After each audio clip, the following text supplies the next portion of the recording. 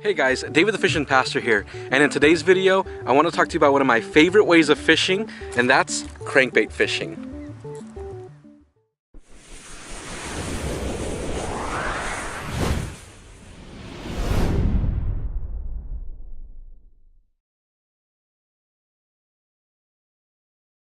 Okay, so now that I've talked about different kinds of crankbaits, let me show you what I throw it on.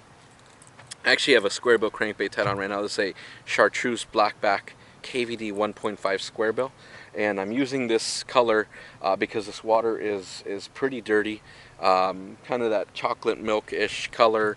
And so, you know, I want something more visible. But I have caught them here on shad pattern crankbaits. I have caught them here on the bait ball. You know, just different days, different conditions. But definitely, this was the pattern that they were on today. I was getting lots of bites. Caught a couple fish, lost one. But this is my cranking setup here. This is an Abu Garcia Oro winch reel. And it's a 5:4 to 1 gear ratio, and I'm going to talk about that in a second. And then this is, it was a whole setup, so this is the Oro winch setup. It came with the rod and reel together, and this setup is specifically made for crankbaits, or really any high resistance baits. So crankbaits, big spinner baits, things like that. This is a 7-foot medium rod, and that's important as well. So what you want when you're throwing crankbaits, you have different rods with different rod tips. The rod that I use, my number 8 tackle rod, for example, is an extra fast medium heavy. So the rod tip is the one that really bends. It's more of a tip. That tip is fast, so that's what's really going to be bending. Now on a medium rod or a moderate fast medium heavy rod, which I'll talk about in a second, you have a parabolic bend. So it's bending way back here. And what that does is it helps you fight the fish when you hook one on a crankbait. Crankbaits have treble hooks, and these are very easy for fish to spit out. They can get leverage, and if there's not pressure, if there's you know, if they get that leverage on there, they're able to get unhooked easily. So what you want is to be able to keep that fish on, and you really want a medium rod with a good parabolic bend. You don't want a fast action or extra fast action tip.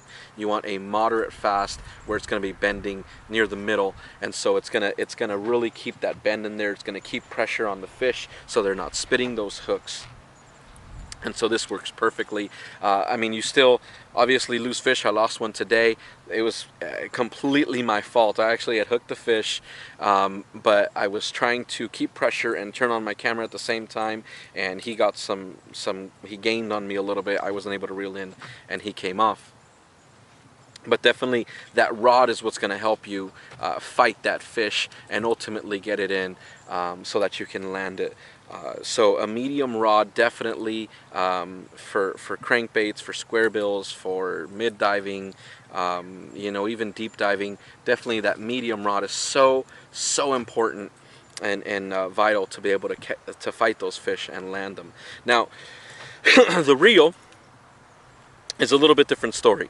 The reel, this is a 5:4 to 1 gear ratio, which is really on the slowest side of things, and there's a reason I have this. One is because this setup is designed for crankbaits, but for more high resistance crankbaits. It's not designed so much for square bills.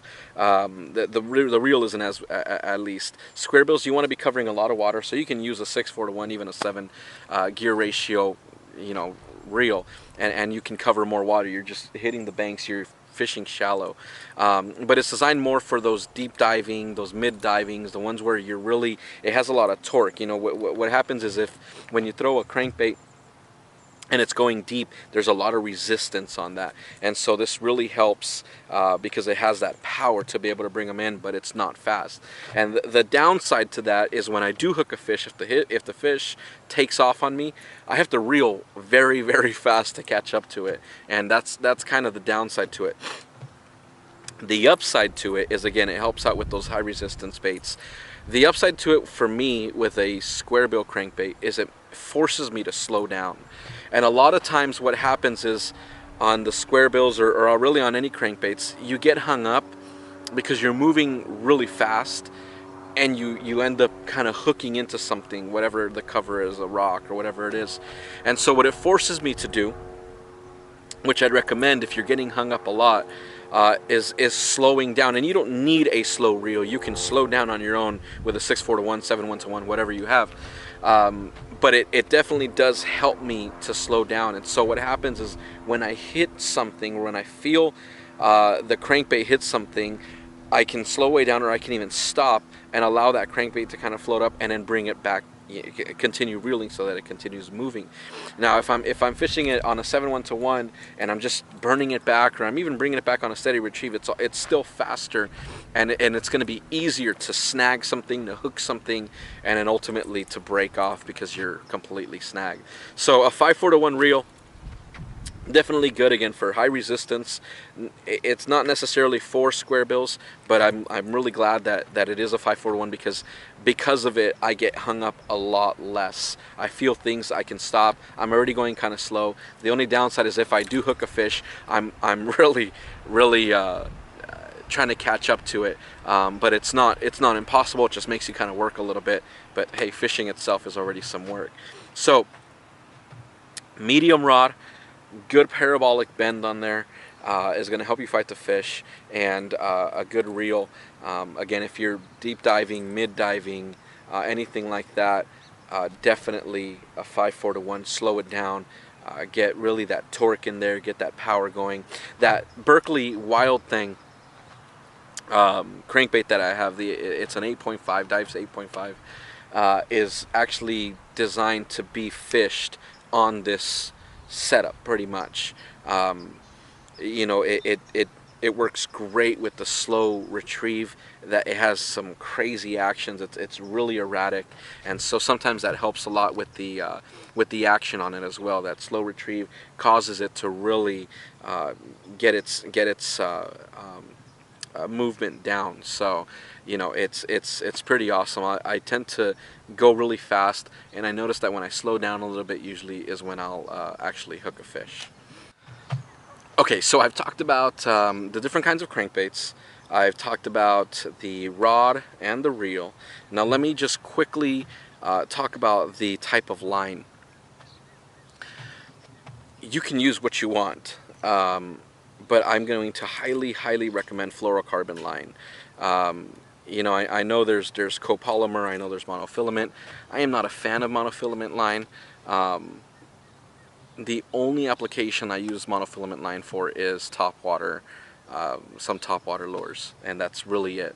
But I'd recommend a good fluorocarbon line, 10 to 12 pound tests. I spool this up with 12 pound, and that's all I have on there. I don't like 10. It seems a little bit too thin for me, and to me it's easier to break off. I fish a lot of places where there's a lot of vegetation in the water and stuff, so 10 for me is a little bit too low. 12 for me is a sweet spot, and it's what I've been fishing pretty much for the last few years.